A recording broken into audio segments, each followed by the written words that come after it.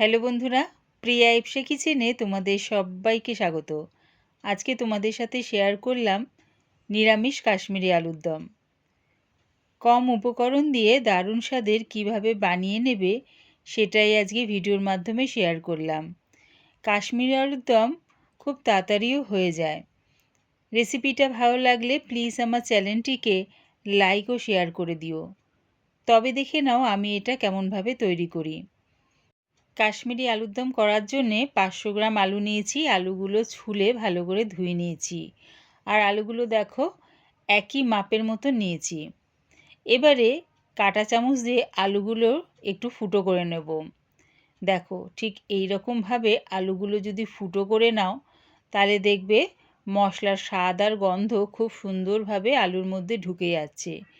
আর কাশ্মীরি আলুর দমটা যেহেতু আমি গোটা আলু দিয়ে করছি তাই এরকম কাঁটা চামচ দিয়ে ফুটো করে নিলাম।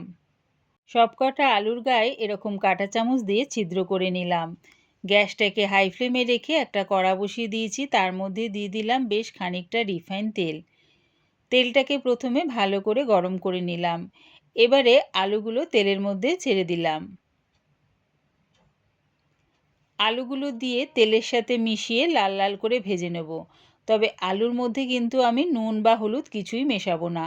আলুগুলো ভাজতে ভাজতে একটা পেস্ট বানিয়ে নিচ্ছি। একটা বাটির মধ্যে নিয়েছি 100 গ্রাম টক দই। তার মধ্যে দিয়ে দিলাম 1 চামচ কাশ্মীরি লঙ্কার গুঁড়ো, দিলাম 1.5 চামচের মতন মৌরি গুঁড়ো, আর দিচ্ছি 1 চামচ আদার গুঁড়ো। তোমাদের কাছে যদি আদার গুঁড়ো না থাকে, যখন মশলাটা কড়াতে মেশাবে তখন এর মধ্যে 1 চামচ আদার পেস্টও দিতে পারো। দেখো টক দইয়ের সাথে গুঁড়ো মশলাগুলো ভালো করে মিশিয়ে নিলাম। এদিকে দেখো আলুটাও কিন্তু আমার লাল লাল করে ভাজা হয়ে গেছে। এবারে আলুগুলো নামিয়ে নিচ্ছি।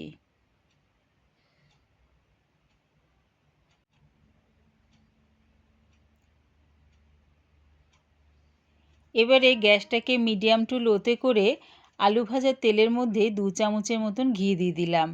ঘিটা মেল্ট হয়ে গেলে ফোড়নের জন্য দিচ্ছি 2-3 টুকরো দারচিনি,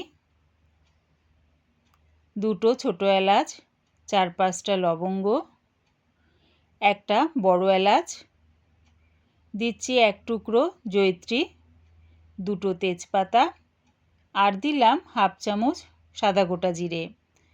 ফোড়নটা একটু ভাজা ভাজা করে নেব 30 সেকেন্ডের মতন। যখন দেখবে ফোড়নের থেকে সুন্দর একটা গন্ধ বেরোচ্ছে তখন এর মধ্যে দিয়ে দিলাম 1/2 চামচ হলুদ গুঁড়ো আর 1/2 চামচ কাশ্মীরি লঙ্কার গুঁড়ো। এই সময় লঙ্কার গুঁড়ো আর হলুদ গুঁড়োটা দিলে দেখবে তরকারির কালারটা বেশ ভালো হবে। হলুদ আর লঙ্কার গুঁড়োটা একটু নাড়িয়ে চাড়িয়ে দিয়ে দিলাম টক দইয়ের পেস্টটা। টক দইয়ের পেস্টটা দিয়ে তেলের সাথে ভালো করে মিশিয়ে নিয়ে একটু কষিয়ে নেব। দিয়ে দিচ্ছি টক দইটা যে বাটির মধ্যে আমি পেস্ট করেছিলাম সেই বাটি ধোয়ার জলটা একটু দিয়ে দিলাম। জলটা দিয়ে মশলাটাকে কষিয়ে নিয়েছি। দেখো তেলটাও বেশ ছেড়ে দিয়েছে। এবারে দিয়ে দিচ্ছি কাজু পেস্ট।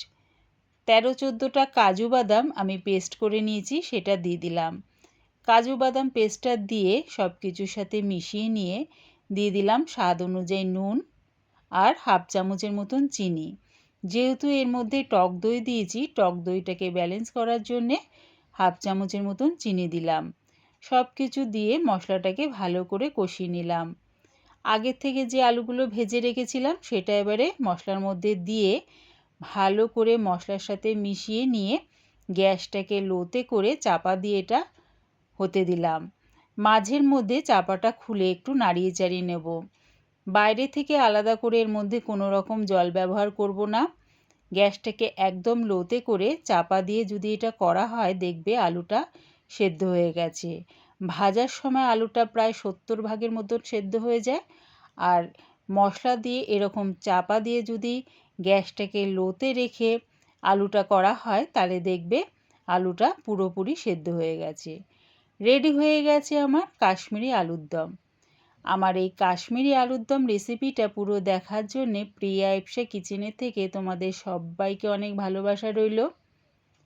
নিরামিষ কাশ্মীরি আলুর দম রেসিপিটা ভালো লাগলে প্লিজ আমার চ্যানেলটিকে সাবস্ক্রাইব করে দিও।